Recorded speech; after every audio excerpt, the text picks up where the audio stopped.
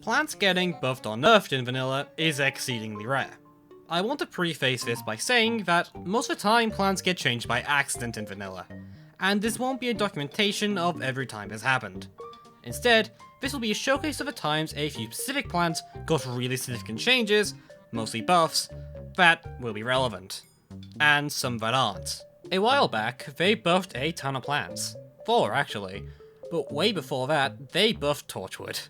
I don't know why they buffed exclusively Torchwood, but they sure did. Anyways, the other 4 are Snowpea, Chomper, Jackolantern, and Electric Currant. A weird selection, but one that makes sense. Snowpea and Chomper have been underpowered premiums since release, and they definitely needed buffs. Poor Chomper was outclassed before he even released by Witch, for Christ's sake. As for Jacko, well, he was one of the least used plants in the game. I think. And Currant is so forgettable, people have forgotten he existed at least once. So, 3 old plants in total got huge buffs and new abilities, and 2 new plants got similar treatment.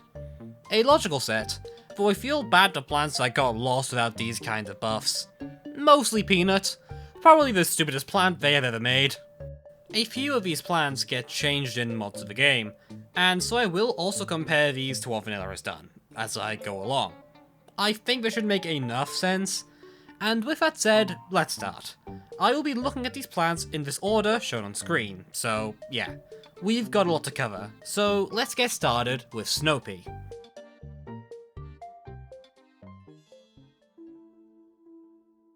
Snowpea is a returning plant that, infamously, was turned to a premium in the transition.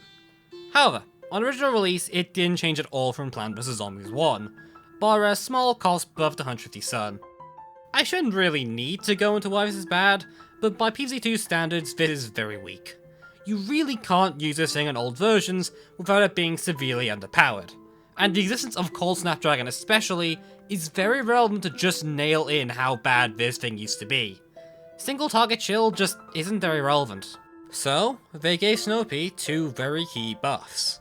Firstly, they gave his Projectile Splash. It doesn't do any damage, but it chills zombies in an area, which does solve most of his problems alone. The other buff they gave is where things get more questionable for me. Each shot has a 5% chance to freeze, and yes, this is Splash 2. It's not minor either, as each time it is a full 10 seconds of freeze. 10 seconds! This is the same amount of time as Iceberg Lettuce freezes. Good lord. Anyways, with a fire rate average of 1.4 seconds, meaning they can fire 6 shots in the space of 10 seconds, it is not unlikely for Snowpea to totally shut down lanes with its freezing, permanently. Especially when multiple are placed. Snowpea in Casual Play just has a habit to wreck levels, which I think makes its role as a premium more justified. Though really a large chunk of premiums really aren't too powerful. Whatever. I don't like any of the changes really, but this one is particularly bad for me. Generally, a plant being buffed well requires a few things. Firstly, the plant's inherent ideas need to be maintained, and a buff should keep a plant on the same broad path. For instance, a plant like Sapling shouldn't become a damage dealer. If you were to buff it, you should be aiming to make it a better staller first. Secondly, the buff should allow for more interesting strategy. If a buff just simplifies a plant's use with no compromise, usually that just makes a plant worse. And finally, the plant shouldn't be too effective post-buff. My issue with Snowpea is a mixture of the first and last. Snowpea in general is an early game support plant that can carry the first few waves, while this changes it into a spammable mid-game staller. The role of the support plant you want to place everywhere is already done by Colonel and Primal Pea Shooter, so I don't particularly enjoy this role. Personally, I think I prefer a cost decrease to 100 Sun, AoE Chill, or something in that vein. Another idea would be to make each of its shots do a guaranteed freeze instead of chill to a single target, but I'm not sure that would mesh well with the level design often used. Either way, this thing very clearly needed a buff in vanilla, and this sort of does the job there. Mods generally don't actually buff Snowpea. You see, most mods bounce around Pea Shooter and Repeater, and so Snowpea ends up actually getting nerfed in most cases. Whether as part of a global nerf and chill, or being bumped up to 175/200 Sun, it's usually weaker stat-wise, but a whole lot stronger due to a mixture of long levels and slow being more valuable. The one exception is Reflourished, which end up going to give it exclusively the AoE chill part, which is reasonable.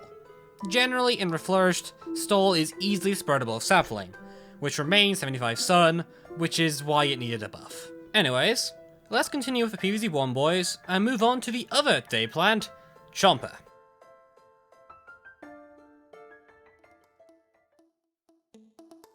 Chomper is one of the mascots of the PvZ franchise. Just generally. It's weird to think about, but very often Chomper is one of the main plants to appear in most games it's in. It's one of the plants chosen for a hero form in PvZ Heroes.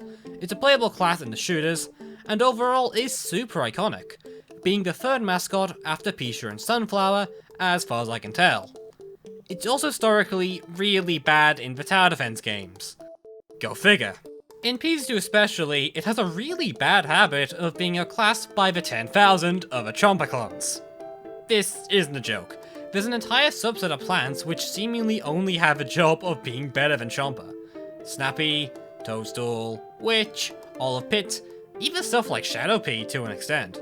It got to the point that Chomper had its cost reduced to £1, while every other plant costs £5, which is amusing to me. Regardless, from the first game he was actually buffed. His E-time, most notably. It was improved to 30 seconds, as opposed to the 42 it was in PvZ1. Nowadays, that number is 17 seconds. In addition, he has received the ability to eat 2 zombies at the same time, basically chomping 2 zombies before needing to cool down. Chomper is still mostly outclassed by plants like Olive Pit, but it's now much more effective overall, and has some very strong synergy. Unlike Snowpea, I'm generally happy with this change overall. I don't think it's nobly bad, at the very least. Vanilla has some obscene power creep with Chomper-like plants, and so the buffs, while extreme, make total sense to me. Though I will say that Chomper is extremely effective, and it is not hard to get Chomper to do a lot of work. Especially for an early game plant, there really isn't much that can stop Chomper, especially if you are only using him, as waves will slow down naturally as you aren't attacking zombies directly. Mods tend to buff Chomper in one very specific way: initial lead time. Mods look at PvZ1 speedruns and use that as a basis for how to use them, and it generally works quite well. Like Snowpea, Chomper is usually stronger in a balanced and slower game, and most mods offer that opportunity, so this is mostly for versatility and variety. If you didn't know, PvZ1 speedrunning has Chomper as a very strong plant, due to its ability to kill zombies rapidly across the entire screen, which isn't something most plants can do nearly as well. More often, mods buff Chomper by simply telling a player about his high bite damage and the best way to use it. Chomper is an incredible octo counter, as putting one behind a wall can ensure the squid gets removed nigh instantly. Plants like Chomper are difficult to use well, or have a lot of traits that people may not know, so often the best solution truly is just education. Anyways, let's finish off the OG gang with Torchwood.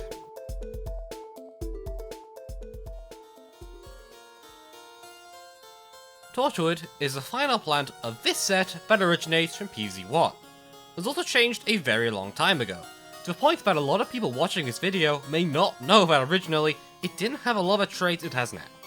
Either way, Torchwood is still mostly similar to how it was in PvZ1.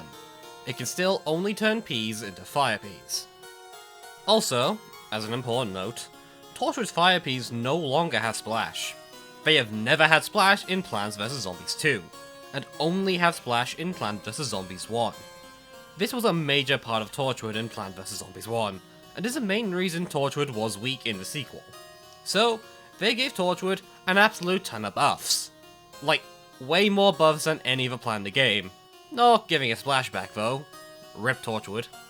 Firstly, it got an increase in HP to be half of a walnut's. It then gained 2 additional abilities. A close range melee attack in a similar vein as Endurian, and on death it will explode in a similar vein to Hot Date, also known as a miniature jalapeno.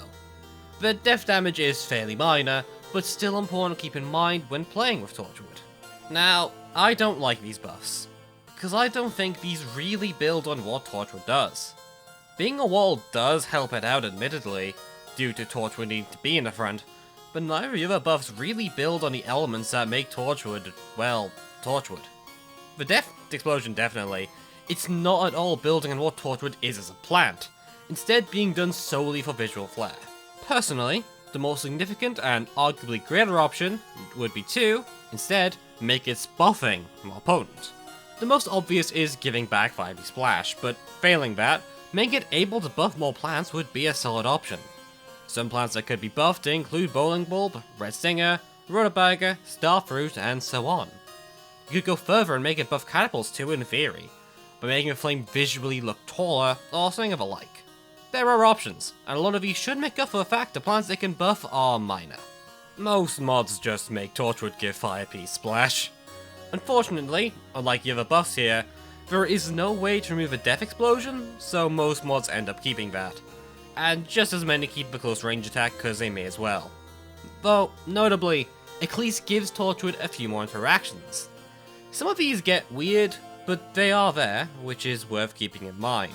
I still do think Torchwood is one of the plants that got hit the worst by their buff, but only one of the worst. There's a plant that, debatedly, got hit so much worse. Introducing Jackolantern.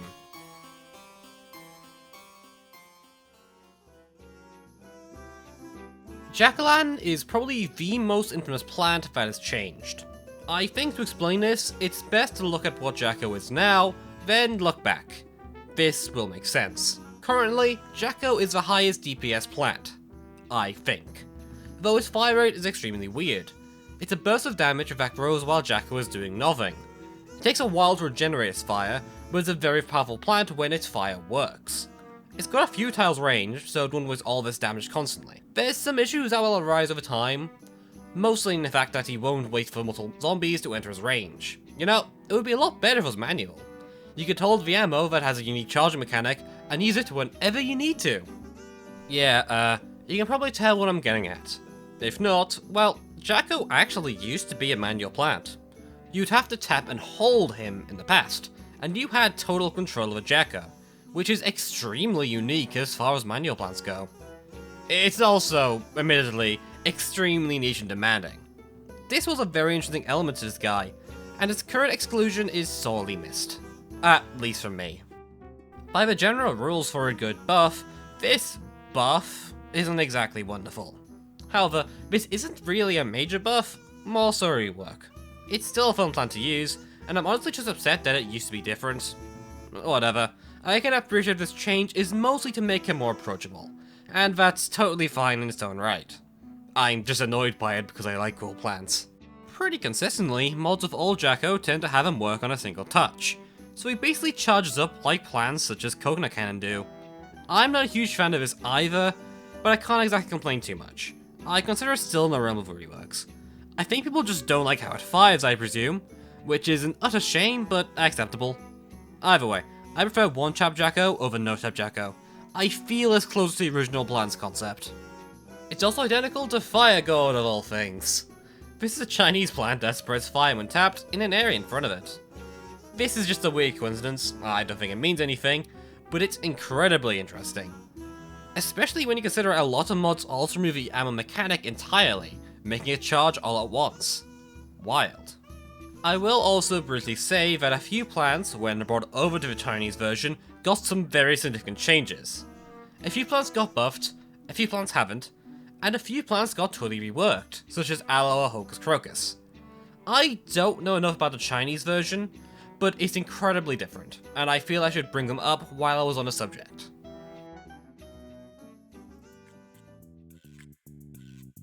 This is the final plant to have been buffed. Electric Current is very unique as far as plants go, having an extremely unique ability.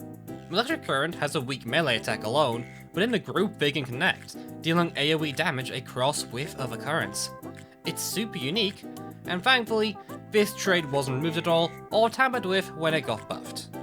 You may have noticed a bit of a running theme here with these buffs.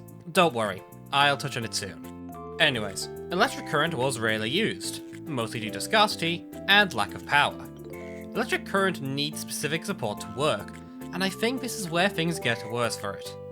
It really needs Garlic to work, but if you're familiar with PvZ2, there are a lot of things that counter Garlic, and in vanilla, Garlic is very questionable as an option, only able to redirect 4 zombies total before going down. So, they decided the best thing to do would be to make electric current a garlic. Yep. When zombies eat current, they get redirected. Now, if you're concerned electric current would outclass garlic, don't worry, it's infinitely worse. It literally can't work. For some weird reason, they made the delay on electric current redirection so long that zombies literally eat the entire current before they redirect. It is now 150 sun, 1 use garlic. Jesus Christ. Okay, you know those rules about what make a good buff? Can we just agree that the 4th rules make a buff actually frickin' noticeable and not a useless trait? Now, admittedly, the buff has other issues with it, but come on. I meant to just ignore the fact that they made the plant unable to use a new ability it got. Fine. I'll cover why I don't like this ability in the first place. I'm a firm believer that simplifying a plant's usage for the sake of simplifying a plant's usage is a terrible idea. I think, as a result, the aim should be buffs that make the strengths more extreme. In general, I think a general damage buff would have done current better, or a higher fire rate. I don't like making its use less reliant on synergies. Instead, they should be making those synergies more effective. As an aside, there is an unused plant called Frost Currant. I think that's his name at least. Anyways, it eventually got added to Plant vs Zombies 2 Chinese version, but it was hidden about in a few files for a long time. I presume they want to make a Frost Currant as they were proud of Electric Current and wanted more people to use it. They've clearly wanted to buff Current at any rate, whether directly or making a new plant to be that buffed Current. Another option is also just to buff Garlic. Poor guy is so useless and desperately needs the help, way more than any other plant here. Also, this is kinda, random, but I want to point out something I found out while recording. They actually did buff Garlic because they bugged it out. So, as part of Electric Current's redirection, they made it knock zombies back. For some weird reason, this same knockback will happen with Garlic, but only if Electric Current is on the lawn somewhere. I have no clue why, but it's a very weird bug. A minor one, but still. Anyways, let's give a final overview. And that's all the buffs, but I'm not quite done talking about them. You see, these buffs all had a bit of a running theme, one which annoys me. Specifically, they all seem to aim to add more mechanics to a plant instead of a direct stat buff, and this bothers me.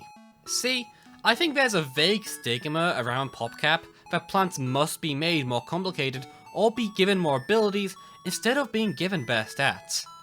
The issue is that this often really doesn't work well. A lot of plants have received buffs that redefine their role, while a simple buff to their role is often just enough. The only one which isn't quite like this is Chomper, but even then you can argue that I should have kept it 1 Chomper recharge. I think this mindset is incorrect, obviously. I think generally plants should have a focus on improving their own stats when buffed, as opposed to overcomplicating plants. I've said this before, my favourite plant is Spikeweed after all.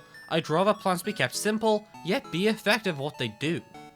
I feel they are trying to treat them as they treat newer plants, where they are forced to be more complicated, which I don't exactly appreciate.